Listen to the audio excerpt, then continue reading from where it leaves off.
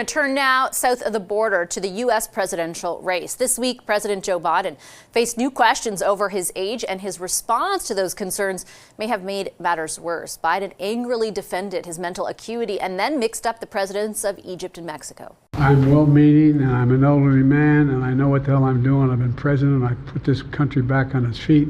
I don't need his recommendation. It's totally out. How bad is your memory, and can you continue as president? My memory is so bad I let you speak. That's your memory has gotten worse, Mr. President? My memory is not good. My memory is fine. On Thursday, Special Counsel Robert Hur released a report on Biden's handling of classified documents. Hur concluded criminal charges were not warranted, but he did describe Biden's memory as hazy, fuzzy, faulty, poor, and having significant limitations. What could all of this mean for the presidential race going forward? Former U.S. Ambassador Bruce Heyman is with me now. Hi, Ambassador. Great to have you back on the program. Good to be back, Vashi. I know, Ambassador, that you are a friend of the president, but if I could ask, I guess, for you to put on your political cap for a moment, how damaging, in your view, at this point in the game, is the special counsel's assessment of Joe Biden's mental acuity? I think it's a big piece of news today, and it will be part of a small mosaic of pieces of news that we're going to get over the next 10 or so months. And everybody fasten your seatbelts. If you're watching politics, it's not going to be beanbag. This is going to be tough stuff. And we're fighting for democracy, and we're fighting for the leadership of the largest economy, strongest military, what I consider to be the best country in the world. And are we going to keep our democracy, and we're going to keep our values that we have been holding so dear for the years that we've all been on this earth? Or are we going to go in a different direction? And that's the test our country's going through. And it's not going to be an easy campaign. And there are going to be probably many sessions you and I will be talking about, oh my gosh, is this the worst moment? And it may be for today. And then next week, there will be other things that politicians will throw at each other that, this is the way it's going to be. And it's going to be a long campaign because really they're both the de facto nominees of each other's party. Yeah, and I certainly take your point that there is a lot more to come and that a lot will happen in the interim between now and Election Day. I think why I wanted to get your view as such as, an experienced politician and someone who's been around the president is because as I said, I take your point about how much more there is to go, but there is a narrative that has evolved, and polling at this point does show that independents, Democrats, and Republicans all have a view of the president's mental acuity.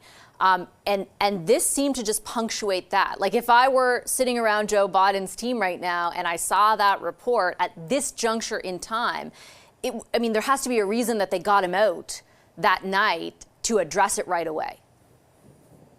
No doubt.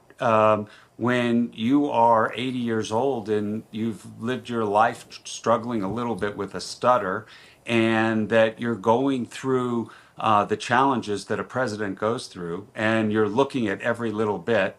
But remember, what the Republicans do, and they're very effective with it, is try to change your perspective as to what you think of the opposition. Look what they did to Hillary Clinton. Do you remember in 2016 how they talked about her mental competency?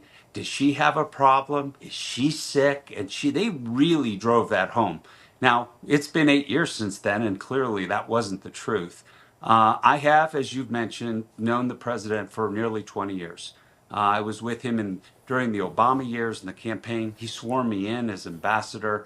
I was with him several times in his visits to Canada. This is a good and honest man.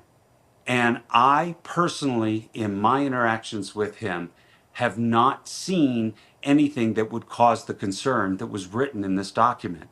But this document was written by a man who probably crossed the line, as many legal experts say, in terms of adding some gratuitous comments to an investigation that he determined that there was no reason to file charges. And so here we are. This guy was appointed by Donald Trump. He is a Republican, and he knew very clearly what this would cause when he did it. And again, I do think this is not a good day, and it's not fair, but that's politics. I do, Ambassador, respectfully have to point out that he was appointed by President Trump, but he was appointed to be the special counsel here by Merrick Garland, who at the time expressed a high level of confidence in his ability Correct. to lead the investigation in an even-handed way. And I do take your point about the narrative that the Republicans successfully created around Hillary Clinton. But regardless of whether you disagree or agree with them doing it, you did assert, and I think correctly, that it had an impact. And this too could. So if the Democrats came to you and said, like, how do we counter it? What do we do right now? How should we be responding? What would you tell them? I think you just keep putting the president out there. And I think he needs to get off the podium, and I think he needs to get into the average American household. He needs to visit local establishments. He needs to be in front of rope lines. This is him. And people need to see the Joe Biden that's out there. In terms of governing, we see the outcome of what's happened over the last few years in governing. I mean, there's been no more successful presidency in our lifetime than has happened over these last few years in terms of getting stuff done. And he's done it on a bipartisan basis. And so we're going to have a very stark decision to make as Americans as to who we vote for and what type of country we want to have. Ambassador, I'll leave it on that note. I appreciate your time as always. Thank you. It's a pleasure.